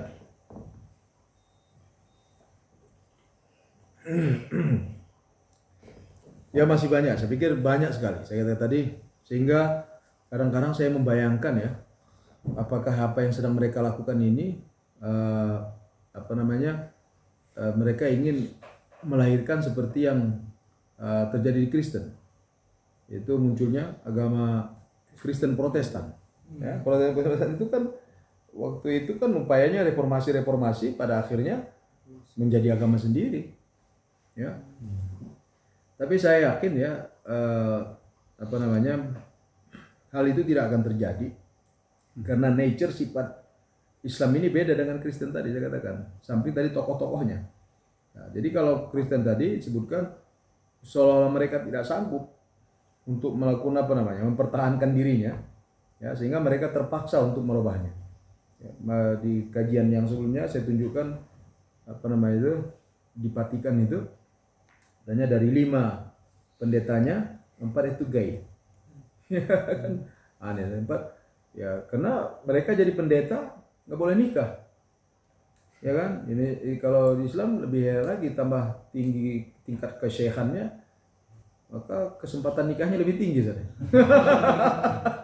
Banyak istri. Iya. Ya. Kenapa itu tadi? Karena itu adalah naluriah sifat ya. Maksud saya, ketika dia dibendung, ya dia akan mengambil jalan-jalan yang lain yang makanya terjadi pelacuran. Itu di Vatikan itu kan kasus, kalau kita baca bukunya Leonardo da Vinci itu ya, Leo da Vinci itu kan cerita perselingkuhan yang terjadi di gereja ya. Ya, kasus-kasus mereka ambil pelacur, kemudian setelah itu mereka bunuh, dibuat di dinding itu ditanam nggak ketahuan, kasus pelecehan seksual dan sebagainya. Ya, tadi karena dia melawan nalurinya. Ya, itu biarawati ya. Ya, dia kan nggak boleh kawin. Itu Saulin, ya nggak boleh kawin. Kan tidak ada ajaran ya, dalam Islam kan tidak ada ajaran seperti itu. Yang tidak ada istilahnya kasrus syahwah, yang ada qamus syahwah. Ya, bukan mematikan, melenyapkan syahwat kita, tapi bagaimana kita mengontrolnya. Nah, itu pertarungan kita adalah mengontrol syahwat kita, bukan jangan sampai kita nggak suka sama perempuan atau perempuan nggak suka sama laki-laki. Bukan itu ya, kita sebut ghaddul basar bukan berarti jangan sama sekali lihat perempuan. Ya makanya senang hubbus syahwat ya minan nisa. Ya itu adalah suatu yang fitriyah ya, nah yang naluriah manusia. Maka ketika kita melawan hal tersebut, yang terjadi tadi dia akan ibarat air ya. Ketika kita tahan di sini, dia nyari celah yang lain. Nah, celah-celah yang lain tadi bisa jadi penyimpangan tadi. Kalau dialurkan, salurkan, maka dia akan mengalir pada tempatnya. Ya. Baik, ya. Nah, sekarang ini saya kata tadi masih banyak ya hukum-hukum yang dikonstruksi ini, saya katakan termasuk masalah haji ya, yang katanya melaksanakan haji bukan pada 3 hari itu ayam tasyrik itu. Ya, tapi ada mendorong supaya bisa di 3 bulan sebut dengan Asharul Hajj. Ya kan ada 4 yang diharamkan ya. Nah, bisa dikatanya dilakukan bukan hanya di bulan Zulhijjah, karena sebutkan situ al-hajju ashhurun ma'lumat. Nah, sekarang ashhurun ma'lumat berarti pada bulan-bulan yang telah diketahui atau telah ditentukan. Bulan-bulan kan bukan 1 bulan itu. Ya, jadi ya banyak lagi saya katakan tadi hukum-hukum yang dipertanyakan, seperti kadar zakat juga ada yang menanyakan apakah kadar zakat itu harus memang seperti yang disebutkan harus 2,5 ya, bisa nggak kita menerapkan lebih dari situ misalnya. Nah, jadi apakah itu dia termasuk yang tadi tauqifi ataupun qat'i atau yang merupakan wahyu, atau dia bisa berubah ya, misalnya kalau zakat misalnya katakan sekarang 2,5, atau zakat fitrah sekarang misalnya berapa sekarang zakat fitrah. Kalau diuangkan kan nggak sampai 50.000 kan. Nah kalau nggak sampai 50.000 katanya kan terlalu sedikit, masa zakat fitrah segitu katanya. Nah, gimana kalau 100.000 misalnya ya bisa jadi 100.000, tapi kan ini bukan bisa jadi orang ngasih 100.000 tapi sudah anggap sedekah ya. Tapi sekarang ditetapkan bahwa dia bukan berapa sok aja, 2 so'an ya, 1 sak ya, ukuran berapa liter, nggak sampai 3 liter ya, nggak sampai 3 liter. Nah bagaimana kalau ditetapkan hukum zakat fitrah itu 10 liter misalnya, katakan yang seimbang dengan 100.000 misalnya. Kan orang sekarang 100.000 kan terlalu sedikit gitu. Masa cuma hanya 50.000 kira-kira begitu ya. Nah, itu hukum zakat. Apalagi Ya saya pikir tadi banyak sekali lah ya yang mungkin bisa kita telusuri lagi. Nah, sekarang dasar berpikirnya, ini yang saya pikir perlu kita telusuri. Kenapa mereka sampai pada hal tersebut? Bagaimana? Ini masih antum mau ke sana, Lucy? Mungkin sama jeda. Oke, ya. Karena nanti saya lanjutkan gantung udah komat. Siap. Oke. Biasanya jam berapa komatnya? 15 menit. 15 menit setelah 15 menit. azan. Setelah azan berarti Bentar lagi. iya, berarti ke jam 3 berarti. Oke lah, saya kasih inilah kita istirahat aja dulu. Siap.